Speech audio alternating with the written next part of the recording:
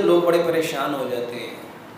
अच्छा, जब डॉक्टर कहते हैं ना कि ये बीमारी वायरस से हुई है, ये बीमारी फंगस से हुई है, बैक्टीरिया से हुई है, तुम सारे मान लेते हैं। कोरोना आया, किसी ने आज तक कोरोना देखा भी है? किसी ने कोई बैक्टीरिया देखा भी है? मेरे मोहतरम भाइयों, इस पे तो मनो अन यकीन है, लेकिन जो बात प्यारे पैगंबर जनाब मोहम्मद सल्लल्लाहु अलैहि वसल्लम ने फरमाई, हमारा यकीन उस पर क्यों नहीं है? उसकी सबसे बड़ी वजह यह है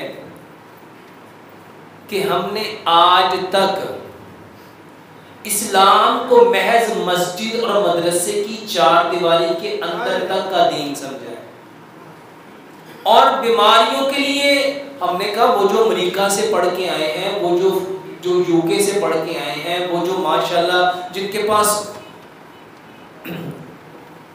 उन यूनिवर्सिटी का इल्म है जो दुनिया में टॉपर है, तो उनकी बातें ज्यादा अहमियत वाली हैं, क्योंकि उन लोगों की रिसर्च ज्यादा है। मेरे मोहतरम भाइयों, प्यारे पैगंबर जनाब मोहम्मद सल्लल्लाहु अलैहि वसल्लम ने जब फरमाया, ये जो नजर है ना, ये शैतान के तीरों में से एक तीर है। नजर इंसान को पहाड़ से गिरा सकती है। मेरे मोहतरम भाइयों, ये जिस बच्चे को कोई प्रॉब्लम है, एक बात याद रखो, जो प्रॉब्लम किसी रिपोर्ट में नहीं आ रही, किसी चीज में नहीं आ रही, अल्हम्दुलिल्लाह हमने एक नहीं, दो नहीं, तीन नहीं, चार नहीं, कई हजार लोगों को बताया।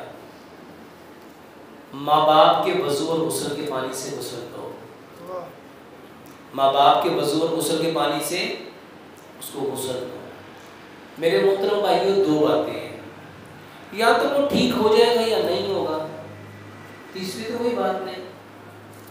एक बार इस पे अमल करके देखो। 11 दिन लगातार करना क्या है, माँ पहले नॉर्मल तरीके से गुस्ल लेगी, जैसे माँ गुस्ल करती है।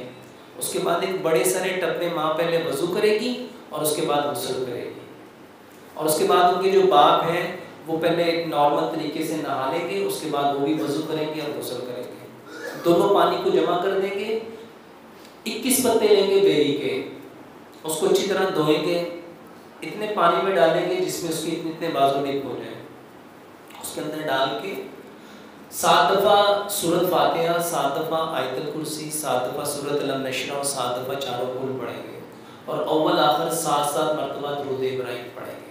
इस पानी को गर्म कर लें। अगर जो मरीज़ है वो ठंडा पानी बर्दाश्त नहीं कर सकता, तो इस पानी को इतना गर्म करो, इतना गर्म करो, इतना गर्म करो कि जो वो माँ बाप के वज़ू गुस्ल का पानी है उसको भी वो गर्म कर दे। वो गर्म पानी उसके अंदर डाल के पहले मरीज़ को नॉर्मल तरीके से नहला लो, और उसके बाद ये पानी उसके सर पे डाल के पूरे जिस्म पे मल दो, और एक बाल बराबर जगह खुश्क न रहने दो। ये 11 दिन लगातार करेंगे। इसके साथ नबी सल्लल्लाहु अलैहि वसल्लम ने फरमाया, कलबंजी वो काला दाना है जिसमें मौत के सिवा हर बीमारी की शिफा है, और दूसरा है मेथी दाना। रवायत में आता है, इमाम ने कय्यम अपनी ज़ादुल मआद में लिखते हैं, अगर लोगों को पता चल जाए कि मेथी दाने के कितने फ़ायदे हैं, लोग इसको सोने के बस खरीदें, तो 100 ग्राम कलबंजी लो, 100 ग्राम मेथी दाना लो। वल्ला ये जितने लोग जिनको शुगर है, जिनको ब्लड प्रेशर है, जिसको कोलेस्ट्रॉल है, जिसको जोड़ों का दर्द है, जिसको हेपाटाइटिस है, कोई भी बीमारी है, 100 ग्राम कलबंजी, 100 ग्राम मेथी दाना, दोनों को मिक्स कर लो। रात को 5 गिलास पानी लो, उसमें 3 चाय के चम्मच कलबंजी मेथी दाने के डालो, 3 चम्मच उसमें जो है नींबू निचोड़ो, और जिसको शुगर है वो गुड़ ना मिलाए, बाकी सारे उसमें 3 चम्मच गुड़ मिलाओ, और इसको इतना पकाओ, इतना पकाओ, इतना पकाओ, 5 गिलास पानी 4 गिलास रह जाए। इसको मिट्टी के कोरे बर्तन में, इसको रात को मिट्टी की हांडी में पकाया और मिट्टी के जग में उसको भिगो के रख दो।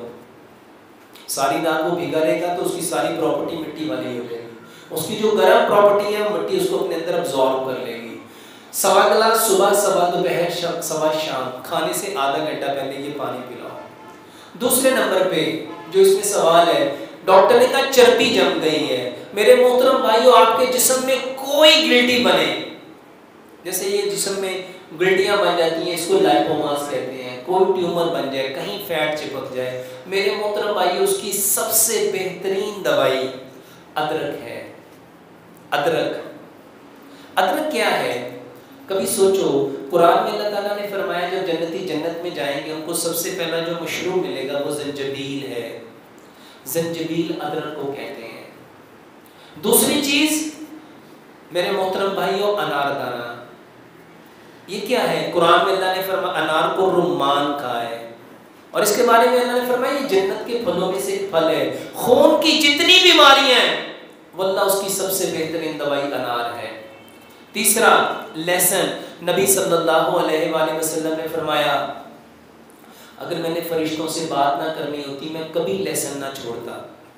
फरिश्तों को लहसुन की बू अच्छी नहीं लगती, इसीलिए फरमाया लहसुन खा के कभी मस्जिद में मत आओ। चौथी चीज़ पुदीना। मेरे मोहतरम भाइयों, ये चारों चीज़ें बराबर मिकदार में ले लो, अदरक, लहसुन, पुदीना, अनारदाना। अल्हम्दुलिल्लाह हमने कई हज़ार मरीजों को दिया और ये भी कई 100 बीमारियों का इलाज है। अदरक, लहसुन, पुदीना, अनारदाना, चारों चीज़ें बराबर मिकदार में लो। जिस बंदे को जोड़ों का दर्द है, जिस बंदे के जिस्म में गिल्टियाँ बनी हुई हैं, जिस बंदे का पेट में गैस रहती है, तजाबियत रहती है, ये चटनी बनाओ, हस्बे ज़ायका उसमें सब्ज़ मिर्च मिला लो, इसकी चटनी बनाओ, हर खाने के साथ 2 चम्मच सुबह दोपहर शाम। तीसरी दवाई हज़रत आयशा सिद्दीक़ा रज़ी अल्लाह ताला अन्हा फरमाती है हमारे यहाँ जब कोई बीमार हो जाता था तलबीना चूल्हों पे चढ़ जाता था। तलबीना चूल्हों पे चढ़ जाता था। तलबीना क्या है? नबी सल्लल्लाहु अलैहि वसल्लम हर मरीज को तलबीना खिलाने का हुक्म दिया करते थे। तलबीना कहते जौ का दलिया, जौ का दलिया। नबी सल्लल्लाहु अलैहि वसल्लम के दौर में तलबीना जो था दूध में बनाया जाता था, शहद और खजूर डाल के बनाया जाता था। आप लोग भी ऐसे ही बनाओ और इसमें कुछ चीज़ें ऐड कर लो, मसलन उसको गुड़ में बनाओ, कोई से 5, 7, 10 फ्रूट ले लो, उसको ग्राइंड कर लो, और कोई से 5, 7, 10 ड्राई फ्रूट ले लो। जब जौ का दलिया पक रहा हो तो पहले ड्राई फ्रूट डाल के उसको पका लो, जब वो पक जाए, चूल्हे से उतर जाए, तो वो जो फ्रूट थे वो भी उसके अंदर डाल दो, उसको अच्छी तरह मिक्स करो। मेरे मोहतरम भाइयों, ये तलबीना सुबह दोपहर शाम खाने के बाद खिलाओ। कोई भी कमजोरी है बेहतरीन इलाज है। अल्लाह के नबी सल्लल्लाहु अलैहि वसल्लम ने तो एक रवायत में आता है तलबीना 70 बीमारियों को शिफा देता है। चौथी चीज, 1 गिलास दूध लो, आधी चाय की चम्मच हल्दी, आधी चाय की चम्मच दालचीनी, आधी चाय की चम्मच सौंफ, 2 सब्ज इलायचियाँ, 2 लौंग, इसको इतना पकाओ 1 गिलास दूध पौना रह जाए। मेरे मोहतरम भाइयों, इस दूध को ठंडा करके सुबह भी पियो, दोपहर भी पियो, शाम भी पियो। ये 5 काम, ये 4 चीज़ें भी बताई हैं। 5वां और आखिरी काम, अपना खाना मिट्टी की हांडी में बनाओ। ये silver, steel, non stick, Teflon, pressure cooker, ये जितने बर्तन हैं ये कैंसर की कॉज है।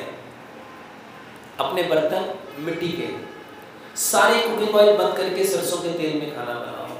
चीनी छोड़ के उसकी जगह गुड़ इस्तेमाल करो। पत्थर वाला नमक खुद घर में ला के कूट के पीस के वो इस्तेमाल करो। और आटा पत्थर की चक्की का पिसा हुआ खाओ। कभी ज़िंदगी में पानी। मेरे मोहतरम भाइयों, अल-बिरूनी ने एक किताब लिखी, वो लिखते हैं कि जो शख्स ठंडा पानी पिएगा, जो शख्स ठंडा पानी पिएगा, जो शख्स ठंडा पानी पिएगा, जो फ्रिज का ठंडा, इलेक्ट्रिकल कूलर का ठंडा, डिस्पेंसर का ठंडा है, आर्टिफिशियल बर्फ का ठंडा है, जो अल्लाह ने मिट्टी के बर्तनों में ठंडा रखा है ना, वो ठंडा नहीं होता, वो नॉर्मल है। जो पानी ठंडा करके आप पीते हो, आपको जिंदगी में एक बार दिल का मसला होना ही होना है। जिंदगी में कभी ठंडा पानी ना पियो। दुनिया में एक मुल्क है वहां कोई ठंडा पानी पीता ही नहीं है, इसीलिए वो बीमार नहीं है। तो मेरे मोहतरम भाइयों, ये 5 काम करो, अल्लाह कोई बीमारी है ये उसका बेहतरीन इलाज है। भाई साहब, आप बाद में इनसे वीडियो ले लीजिएगा, उसमें आप सुन के